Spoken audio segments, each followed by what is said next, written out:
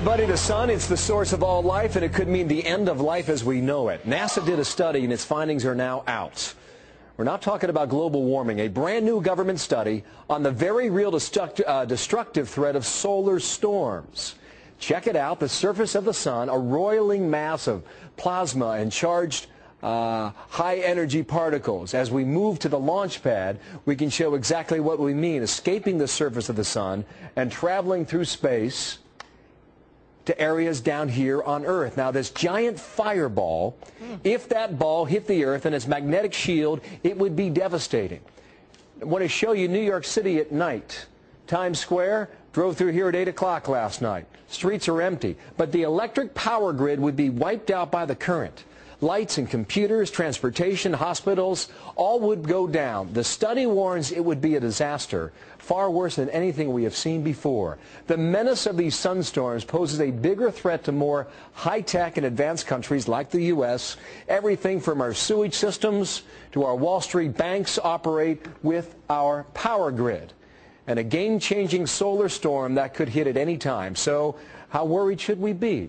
Sounds like we should be. Michio Kaku is an astrophysicist and author of The Physics of the Impossible. Sir, good morning to you. Welcome back here.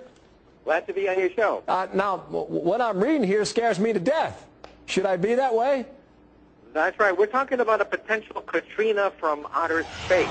Katrina caused about $100 billion in property damage.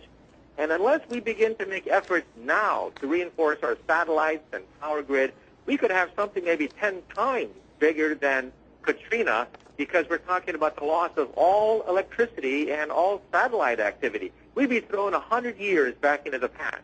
Michio, has this happened before? In 1859, we had a humongous storm that wiped out telegraph poles, and we tried to then estimate what kind of power could do that. And we now realize that we are very young in the space age.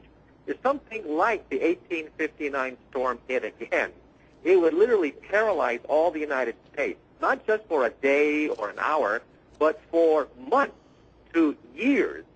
Transformers would short circuit and burn out. Satellites would be fried to a crisp. And the sun, however, has these storms every 11 years. Every 11 years, the magnetic field flips.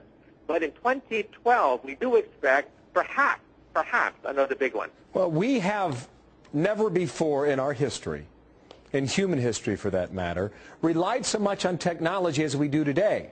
And that's part of what they found in the study, because we rely so much on our ability to communicate through our computers that they would all go down, which would handicap not just New York, but really the eastern half of the United States. That's what the study finds, which would be far worse than the blackout of New York from 4 years ago, Michio. That's right. Those blackouts only last for a few hours to a day. But if you start to short-circuit all the transformers and blow out the satellites and fry the communications grid, then you're talking about knocking out the United States for months before we can get enough rescue crews and repairmen to handle not just one city, but hundreds of cities around the United States. You know, Michio, sometimes you come on here and you sound like the doctor of doom and gloom. Does something like this keep you up at night? It does, and I think with Katrina, engineers knew that Katrina could happen, but they did nothing because they said that it's not going to happen while I'm around. Well, now we learned the lesson. You have to prepare for things, especially when you know that at some point it's inevitable that we're going to have another big one, like we had back in 1859, except this time we're totally dependent on electricity.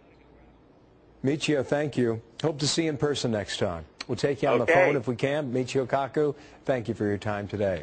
1859. I mean, we're going back 150 years on that, Megan. Now he's wondering about 2012. Watch for this story.